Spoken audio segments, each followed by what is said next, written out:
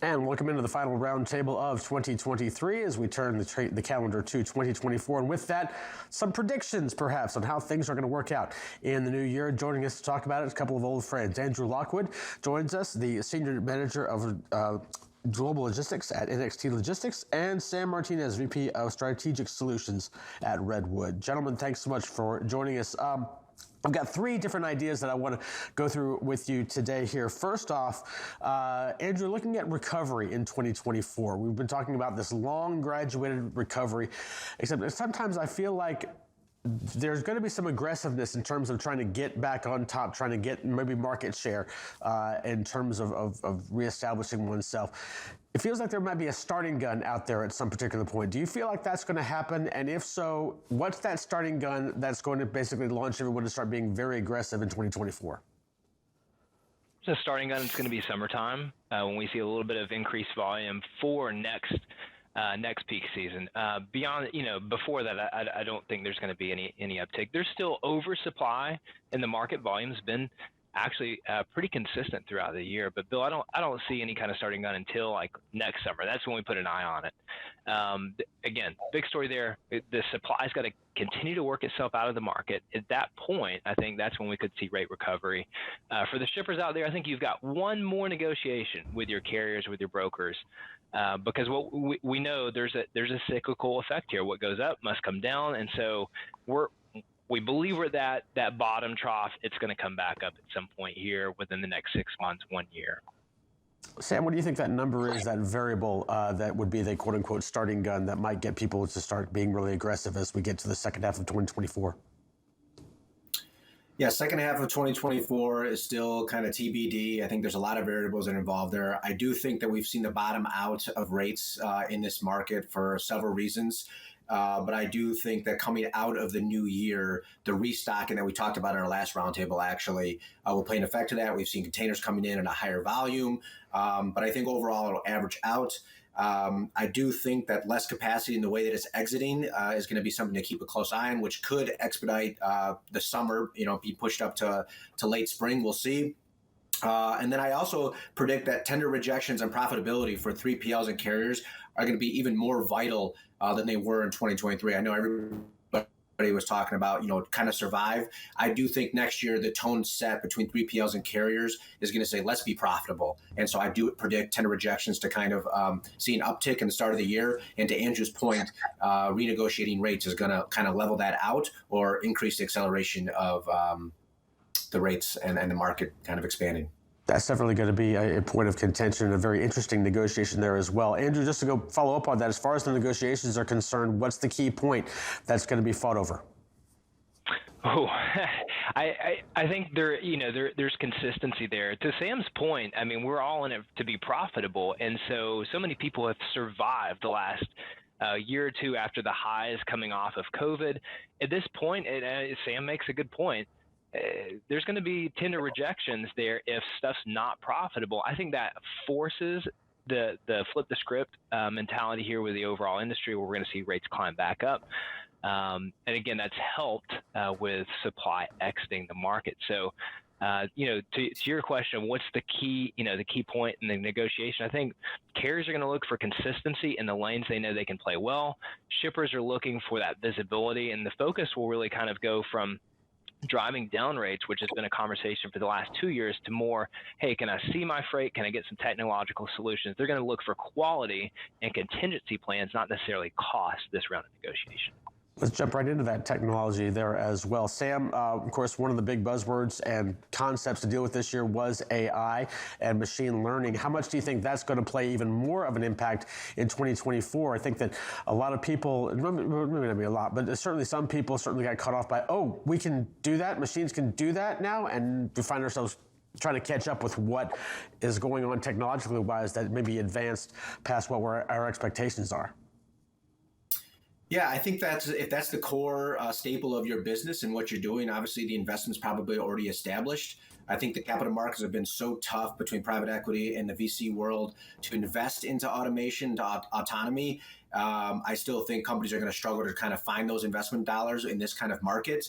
But maybe one unicorn succeeds and pops up.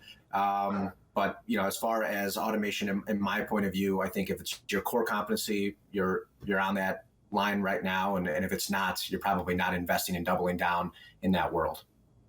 Andrew, what do you think is going to be maybe an impact that AI / technology / machine learning is going to have in 2024?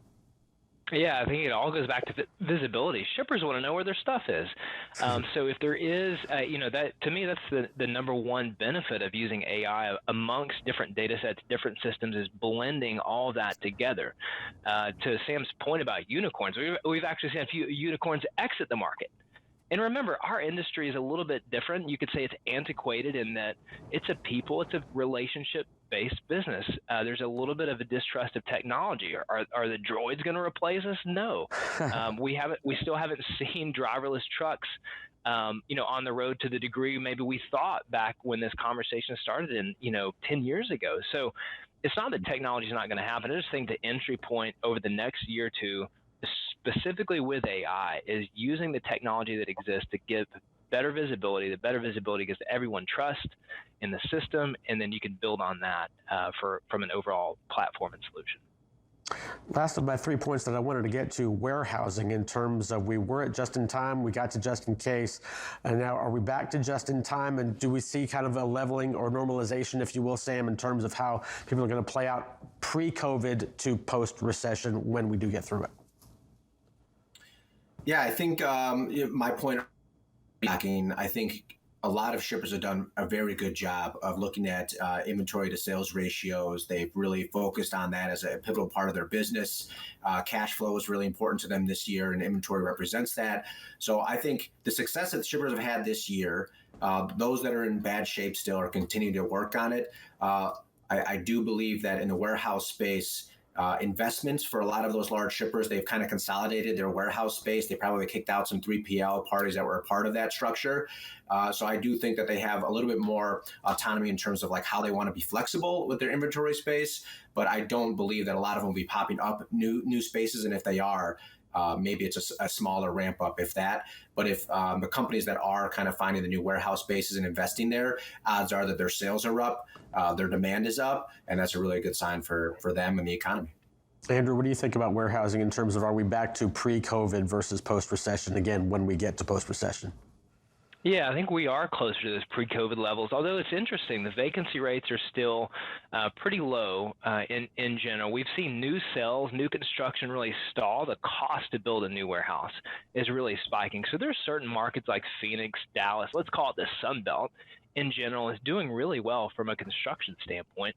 But we've really seen this cool down. I think it's very similar to the housing market. Everyone was jumping in. You got to lease the space while you can, while you've got it in your hands.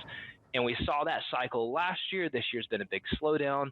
I think there's enough space to go around. People have gotten more sophisticated with what inventory they need on hand, and that could really help us from a freight standpoint next year. If I know I need more during the peak season, great, there's going to be a little more of a push. But again, as a shipper, I think most shippers that I've seen this year have gotten more sophisticated with really getting contingency solutions put in place and focus from not just driving down costs from the COVID highs, but now we've got different strings, different levers to pull when times get tough. We've got about a minute and a half left here. Sam, looking at the 2024, one of the big stories, perhaps the big story of the year, will be the presidential election. And one of the things that, of course, that does, not just the election in and of itself, but the attention that takes away from perhaps other things that Congress and other governmental bodies are up to at this particular point. Do you think that's going to have an impact, even a small one or even a severe one, on the freight industry in 2024?